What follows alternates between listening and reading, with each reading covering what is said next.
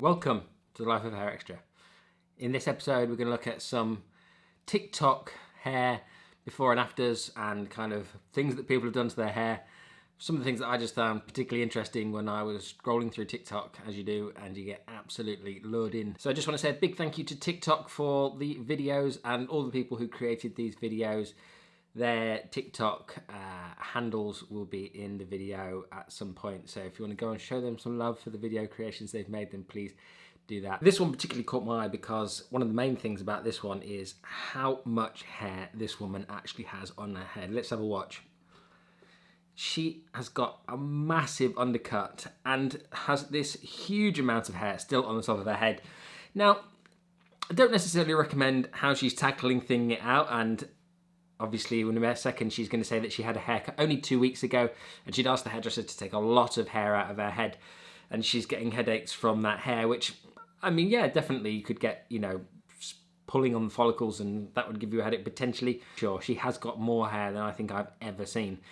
But the way she's tackled it with those thinning scissors, just clumping away like that with, oh my gosh, that's going to just grow out so randomly, because obviously when you cut a horizontal line into the hair, you are going to then have hundreds of hairs that are all that length. And if they all stick out through the hair, then that's going to cause really big problems. One of the things that I recommend is to cut down the hair, whether you're using thinning scissors or normal scissors, towards the ground, so the scissors are traveling down the hair and you take out much finer channels of hair. It's called channel cutting. It's a much better technique than going in horizontally like that with those thinning scissors. Please don't try that one at home. It's saying that these are not split ends. To be honest, some of that's true, some of it's not. Some of them will be split ends, dependent on the quality of the hair, dependent on how tightly someone's tied it with bands. It won't all be just brand new hairs, because everybody's hair would look like this all of the time then, if that was the case.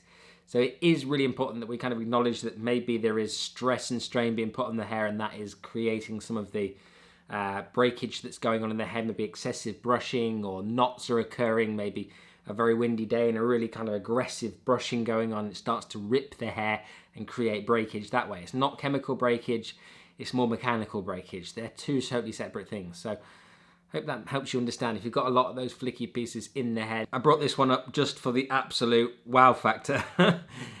First of all, a professional hair hanger. I mean, what a job. Insane. It wouldn't work for me, as you can see, not enough hair for the job. That is crazy. Let's hear what she has to do to keep her hair in good condition so that she can be a professional hair hanger. Layers. I need all my hair strength. Any hair dye. No. Heat. So in a nutshell, she keeps her hair as healthy as humanly possible, avoiding all the things that are going to cause damage, mechanical damage and chemical damage. I mean, wow, look at her there, hanging from her hair. So this one caught my eye because of the unusual technique that this mom has used to colour her daughter's hair with. And, well, you'll see for yourself in just a second. It's pretty interesting. To start with, I thought, what is she going to do to her hair? It was like an updo. I just couldn't imagine where she was going. She's got the hair, she's put it into a ponytail. She's posted the ponytail through the kind of root area of the ponytail to kind of create a loop. And then she's split that again. So she's creating like a web effect through the hair.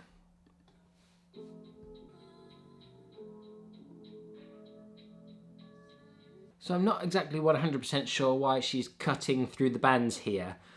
I'm not sure that's going to help the technique. And then, especially as she goes through and like feeds more product onto the hair, maybe the bands are just for effect. Maybe they do actually add something to this. I'm not entirely sure. It's the looping the ponytail through the root area that really kind of catches my attention. I'm not sure how that's going to help it, because I think the ends are obviously still quite straight, but we'll see what it comes out like at the end.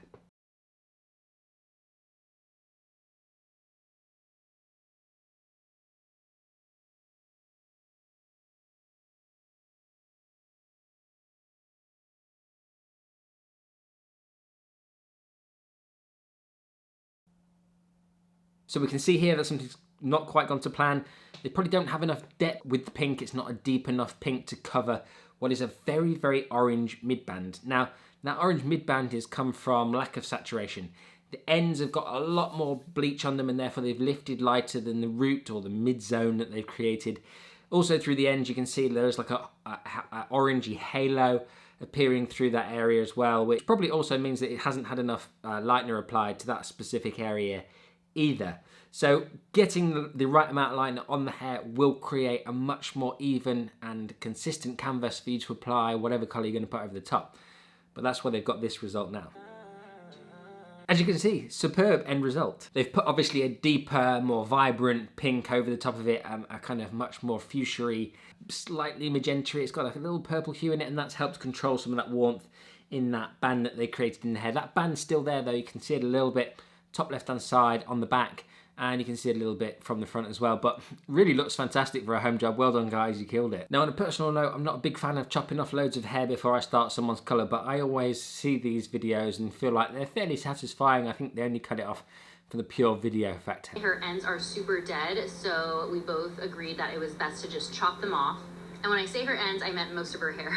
That made me laugh so much when she said the ends. I mean, that's properly a hairdresser's ends, isn't it? You say to your hairdresser, I just want the ends off, and then you feel like you've had 6 inches cut off. That is what happens. Her copper color, but we decided it wasn't best for her lifestyle since she wants to be more low maintenance. So instead I'm doing a teasy baby light, and this will give a similar effect and give her an all over copper look, but still keeping dimension so it's more on the low maintenance side. We colored her hair in all over black. And as a result, this is how she lifted, which isn't a... So as she just said, she did this as an all over black at the beginning of the year. Guys, if you put tint on your hair and you darken it down, this is what you can expect. You can expect the hair to go very, very patchy indeed, because there's just such a lot of pigment, colour pigment, densely packed into the hair that it's very, very difficult to line it out in even 1, 2, 3, 4 goes. She's got quite a lot of it out in one go, which is fantastic. But that is always going to factor into the end result. So sometimes if you've got a lot of box dye and stuff like that in your hair, or just a lot of dye in general, you do have to be able to maybe pivot with your choices of colour that you decided on in the beginning so that you can make the best results for you and your hair. 6CR, 7C, and a dash of AGI. I let her process for the full 20 minutes, and then I perfected her haircut, and this was the final result. As you can see, beautiful end result. More of a caramel mocha kind of shade to me, coffee, than an actual copper. She obviously used quite coppery colours. C, B, G, I is iridescent, which is violet-y, so it's going to kill off some of the warmth. So the colours she actually chose to create a copper weren't all that coppery. So that kind of explains this more caramel end result. Looks beautiful, suits her skin tone really well. I wasn't 100% sure that going down the kind of copper road was a good idea anyway, with her skin tone being quite yellowy and kind of golden. Sometimes if you do colours that are like more orangey, more golden on those skin tones, you can start to kind of create weird skin tones on people. This has actually come out really nicely. It's beautiful end result.